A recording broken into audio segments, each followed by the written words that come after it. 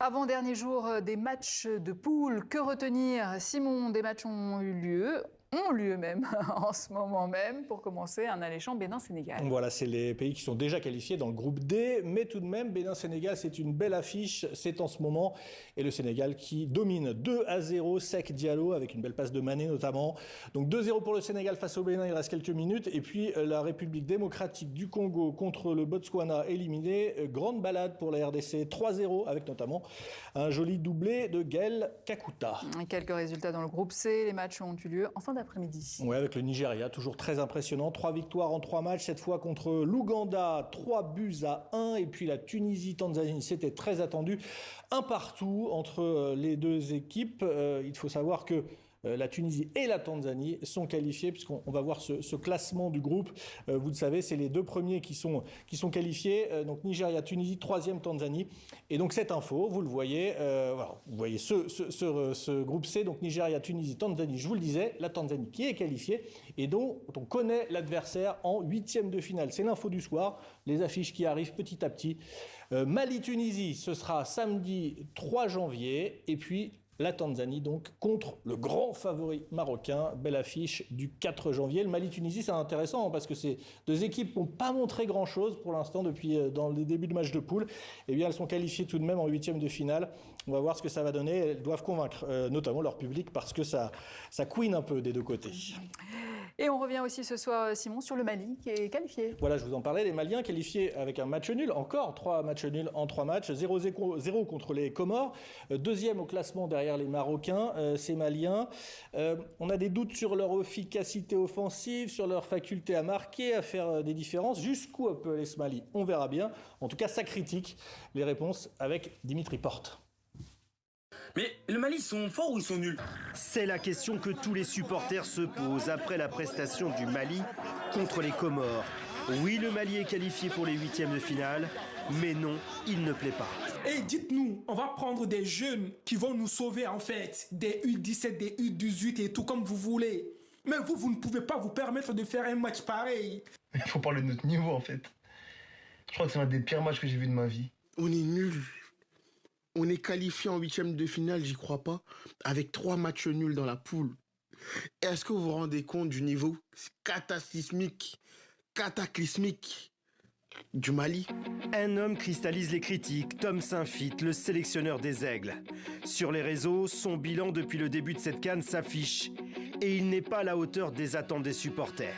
On veut cette Coupe d'Afrique des Nations. Pitié, jouez bien. Si vous ne pouvez pas bien jouer, dites-nous au moins on a le cœur tranquille. Pitié. Pour Tom Saintfiet, le match nul contre le Maroc était très encourageant. Cette fois, le coach belge n'est pas satisfait de son groupe après son match contre les Comores. Alors, quelle est la ligne directrice de Tom Saintfiet? Jouer bas en bloc équipe et compter sur l'efficacité d'un attaquant? Lorsqu'il était coach de la Gambie, cette stratégie, dit Dubus, lui a réussi. Mais dans le cas du Mali, est-ce la bonne solution?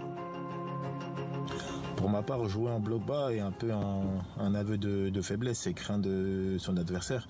Quand on voit aujourd'hui les joueurs que compose cette équipe du Mali, ils sont largement capables de maîtriser le match, d'emballer le match, d'avoir cette maîtrise technique, d'avoir cette possession et de poser plus de problèmes à leurs adversaires. Depuis le début de cette compétition, le Mali ne fait que changement de joueurs à petit. On ne sait pas pourquoi, mais seul l'entraîneur quand même a cette réponse. Mais je dirais bien que l'entraîneur doit faire extrêmement attention à chaque match, de faire sortir quand même un 11 de départ qui va se jouer au fil du temps pour qu'on puisse avoir une équipe compétitive et qui veut aller de l'avant.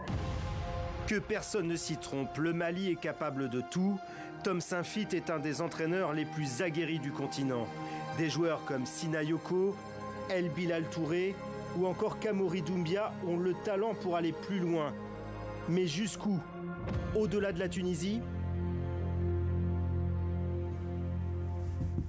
Et puis vous avez eu envie De nous parler, Simon, d'une belle histoire. Oui, c'est l'histoire d'un match aussi. Soudan-Burkina Faso, c'est demain. Et la belle histoire, c'est celle de ce joueur que vous voyez. Il s'appelle Georgie Minungu.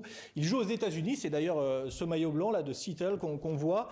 Il a marqué contre la Guinée équatoriale. C'est un joueur burkinabé. Pourquoi il est incroyable? Parce que vous le voyez peut-être. Mais il a perdu l'usage de son œil gauche il y a 2 ans. Et il a pourtant réussi à devenir un joueur professionnel. Il est même meilleur qu'avant, nous dit-il. Son portrait avec Jules Lalanne-Larieux.